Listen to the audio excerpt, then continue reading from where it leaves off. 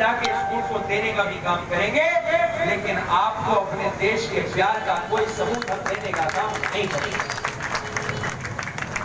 और मैं आप लोगों से कहना चाहता हूं कि ये जो इल्जामात हम पर लग रहे हैं, इन इल्जामात की सिर्फ और सिर्फ एक वजह है कि हम आपकी लड़ाई को बढ़ चढ़कर लड़ने का काम। इन इल्जामात की सिर्फ और सिर्फ एक वजह है कि हमें कोई दबा नहीं पाता, हमें कोई धमका नहीं पाता, हमें कोई रोक नहीं पाता। अगर आपके ऊपर कोई आंच आती है, आपके ऊपर कोई मुसीबत आती है, तो सबसे पहले कवच बनकर खड़े होने का काम हम करते हैं। पूरे प्रदेश के अंदर जब एनकाउंटर अपने अरूज पर थे, ये भारतीय जनता पार्टी की सरकार चुन चुनकर मासूमों का एनकाउंटर कर रही थी। आपके जिले से भी भेंट विधानसभा से एक पागल को उठा लिया, जिसकी रोटी सुबह का नहीं पता, शाम की रोटी का नहीं पता, पागल था वो, और उसे ले जाकर मेरठ के अंदर एनकाउंटर करने का काम कर दिया। तो वो वाहिद अकेला शख्स इमरान मसूद था जिसने उस पर कोई भी फर्जी एनकाउंटर नहीं हुआ। अभी आपको सोचना पड़ेगा और आप लोगों को गौर व फिक्र करना पड़ेगा कि आखिर हम ही क्यों भारतीय जनता पार्टी के निशाने पर हैं, आखिर हमें ही क्यों क्रिटिसाइज करा जा रहा है, आखिर हमें ही क्यों आतंकवादियों का रिश्तेदार बताया जा रहा है। हमें आतंकवादियों का रिश्तेदार, हमें क्रिटिसाइज इसलिए करा जा रहा है कि हम चुनाव जीतने जा रहे हैं। कि भारतीय जनता पार्टी को दिख रहा है कि ये सीट भारतीय जनता पार्टी से छिनने जा रही है, इसीलिए हमको क्रिटिसाइज करा जा रहा है। और खासतौर से मुसलमानों, तुमसे कहना चाहता हूं कि देखना उठाकर इतिहास को, भारतीय जनता पार्टी को जब जब मौका मिला आप लोगों पर सियासी हमले तो करे ही करे, लेकिन जाती हमलों में भी कोई कमी नहीं छोड़ी। 3 तलाक का मुद्दा पुराना नहीं है, 3 तलाक के मुद्दे के जख्म भी भरे नहीं है। अगर वाकई उस मुद्दे को हटाना था, हिंदुस्तान का आईन, हिंदुस्तान का संविधान ये कहता है कि हिंदुस्तान के अंदर हर मजहब को अपना कानून मानने की इजाजत है। ये हिंदुस्तान के संविधान के खिलाफ है। और अगर वाकई मैं नहीं जानता कि 3 तलाक का कानून कितना नुकसान पहुंचा रहा था, ये कितना फायदा पहुंचा रहा था, अगर वाकई हटाना था तो कोर्ट के माध्यम से हटाया जाता। ऐसी भी क्या मजबूरी आन पड़ी थी मोदी जी? क्या आपने पार्लियामेंट के अंदर कैबिनेट की स्पेशल मीटिंग बुलाकर उस कानून को पास करने का काम करा? मोदी जी, आप ये कहने का काम करते हो कि हमारी माओ बहनों को उनके हकूक दोगे। मोदी जी, मैं आपसे पूछना चाहता हूँ कि पहले वो जो बीवी, आपकी पत्नी 18 साल से आपका गुजरात में इंतजार कर रही है, उसे उसके हकूक तो दे दो, फिर हमारी माओ बहनों की बात कर रहे हैं। सोचना पड़ेगा आप लोगों को, क्या भारतीय जनता पार्टी हमारे खिलाफ क्यों तुली हुई है?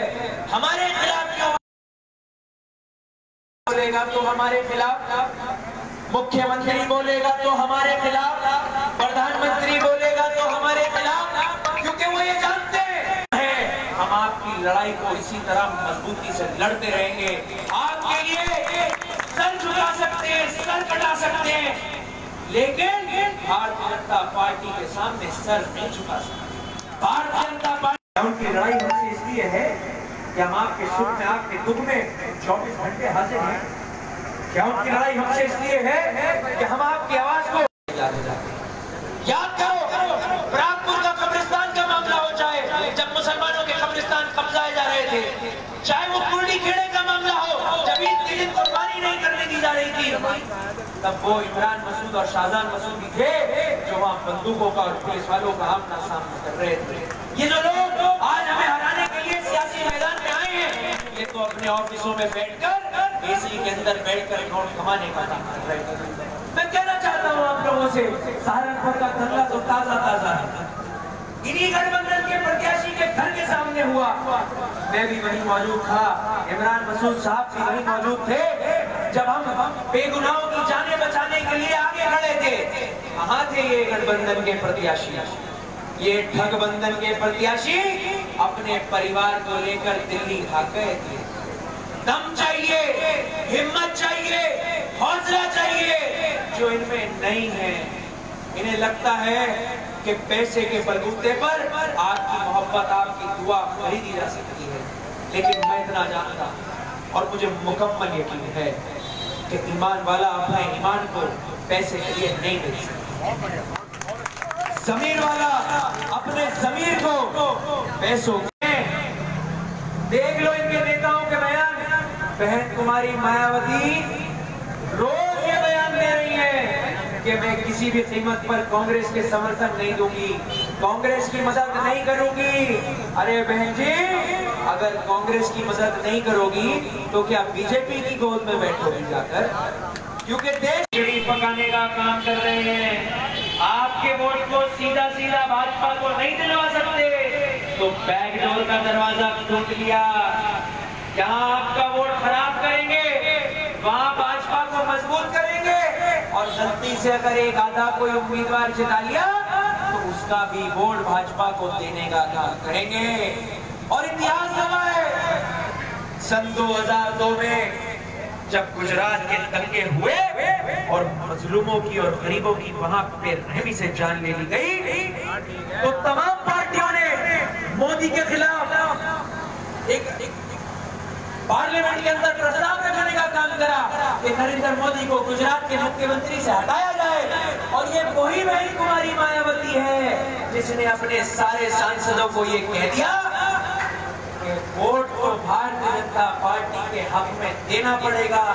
हमारे यहाँ से भी मरहूम मंसूर अली खान साहब सांसद थे, अल्लाह ताला उन्हें जन्नत में आला मकाम अता फरमाए, मग़फ़िरत दे उन्हें। उनकी भी मजबूरी आन पड़ी, जीते आपके वोट से थे, जीते भाजपा की मुखालफत में थे, लेकिन बहन जी के कहने पर वोट भारतीय जनता पार्टी के हक में देना पड़ा। ये दम भी हम नहीं है कि पार्टी कुछ भी कह दे, लेकिन भारतीय जनता पार्टी का कोई समझौता मंजूर नहीं है, ना होगा, ना कभी था और न ही कभी भी अपनी बात से पलटेंगे।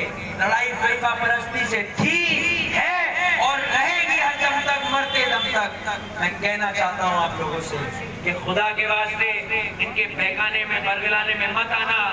11 तारीख को एक एक वोट आग के पंजे पर डालकर बीजेपी को माजी की कब्र में दफनाने का इंतजाम कर लो।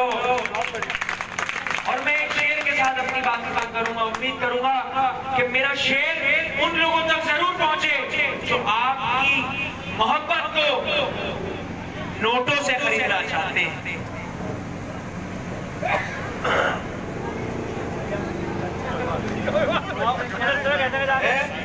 अगली जगह खैर बहरहाल आप सबका बहुत बहुत शुक्रिया। आप तमाम साथियों ने इंतजार करा। इमरान साहब आ रहे हैं, आगे तो ठीक है। लो ये आप